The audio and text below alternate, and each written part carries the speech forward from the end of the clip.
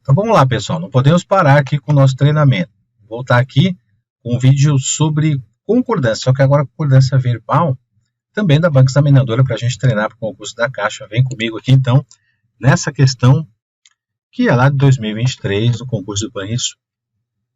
A palavra destacada atende às exigências da norma padrão de língua portuguesa. Como é que a gente sabe que é uma questão de concordância? Pela palavra que está destacada, ou pelas palavras destacadas aí, né? Então, na opção A tem o deve, na B tem o hajam, na C tem o verbo levar, na D tem o tem, que é o verbo, né? Na letra E tem o fora. Então, todos os verbos destacados.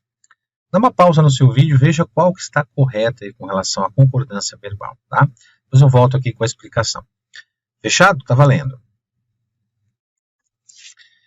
Letra A, né? Nós temos aí um sujeito formado por uma expressão chamada partitiva, a maioria de. Então, o verbo ele pode concordar com a expressão partitiva, a expressão, ou seja, que tem o determinante, a maioria de, maior parte de, grande parte de, minoria de, ou ele pode concordar com a partitiva, que no caso é das regras dessa frase. Então, o verbo ele fica no singular para concordar com a maioria, ou ele vai para o plural para concordar com regras. Então, tanto faz, a concordância é facultativa. Se é facultativa, então está correta, de acordo com o que a banca demonstrou. Mas vamos ver as outras opções que daria para fazer a questão por eliminação também, né? Olha só, na letra A, o hajam está errado porque o verbo haver, quando ele é empregado no sentido de existir, de ocorrer ou de acontecer, ele é um verbo impessoal, então ele sempre tem que ficar no singular. Na letra C, a gente tem uma concordância com o pronome relativo que.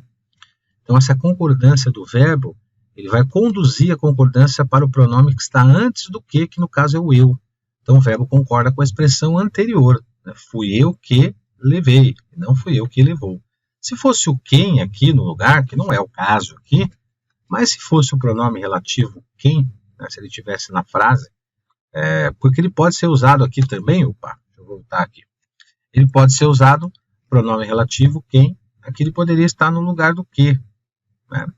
Aí sim estaria correto levou, porque ele poderia concordar com o pronome relativo na terceira pessoa do singular ou também concordar com o anteposto. Né? Mas como não é o quem aí, então o verbo só concorda com a expressão anteposta ao pronome que.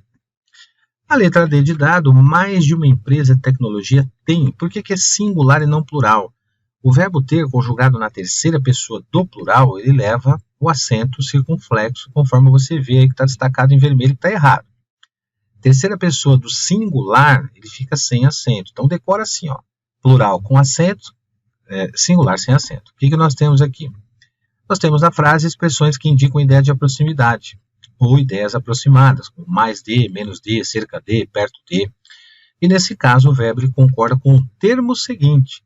O termo seguinte é uma empresa de tecnologia, singular. Então, o verbo tem que estar no singular também. E, por fim, a gente tem aí o sujeito da oração. Ele está composto por gerente, diretor do pessoal e eu. Então, é o sujeito que está na primeira pessoa do plural, que é o nós. Então, o verbo concorda na primeira pessoa do plural. O gerente, o diretor de pessoal e eu fomos, né? E não foram. Se não tivesse o eu, aí sim. O gerente e o diretor de pessoal foram, aí tudo bem. Mas com o eu, aí ele trouxe para a primeira pessoa do plural. Legal?